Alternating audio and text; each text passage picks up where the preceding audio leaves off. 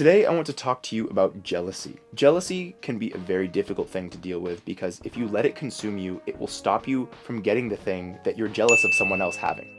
It's so interesting and ironic that when you begin to feel jealous, it's really just this expression of insecurity, that someone has something that you don't. But like I just mentioned, the more you focus on jealousy, the more you allow jealousy or envy to be a part of you, the less likely it is that you ever get out of that position of wanting something that somebody else has. Now, I want to paint this picture for you. Imagine two runners on a track and they're racing against one another. We have person A and person B. Person A, his eyes are straight ahead and he is running as fast as he can, as hard as he can, and the only thing that he's thinking about is that finish line and putting one foot in front of the other. Now, person B consistently looks over at person A and thinks, wow, he's running a little bit faster. It's probably those shoes that he has. It might be that his, even his little vest that he's wearing is half a pound lighter weight than mine, which is allowing him to go faster. If I just had those shoes, if I just had that vest, if I just had whatever, if I just had the coach he had, the training he had, I would win this race. Well, the reality is that person A is going to beat person B to the finish line because winners focus on winning and losers focus on winners. You have to understand that jealousy will never propel you. You are allowed to feel the initial stimulus of recognizing that someone has something that you don't. In fact, you should.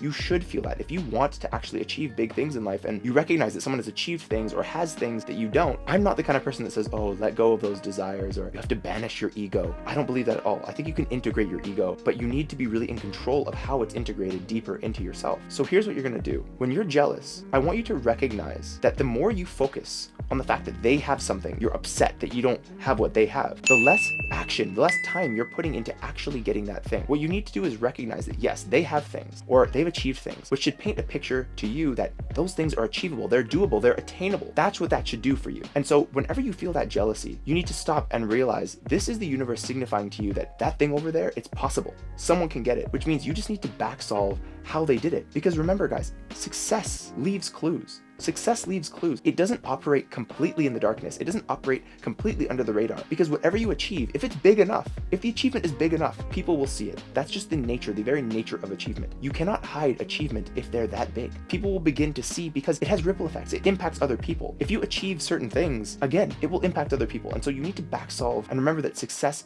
leaves clues. Now, without getting too woo-woo here, because this isn't typically my sort of vibe, but I am tempted to believe things that are helpful to me. Not necessarily things that are true, but things that are helpful. And I encourage you to do the same when I share with you this next example. If you are angry about someone having something, let's say someone drives by in a Lamborghini and you really want a Lamborghini. You've always been poor, but you see this guy with ridiculous wealth and you think, man, I want that, but you get angry about it. You think he shouldn't have it. What an asshole. He shouldn't have it. Consider that you're communicating to the universe that with regard to Lamborghinis, with regard to success, the feeling is anger, okay?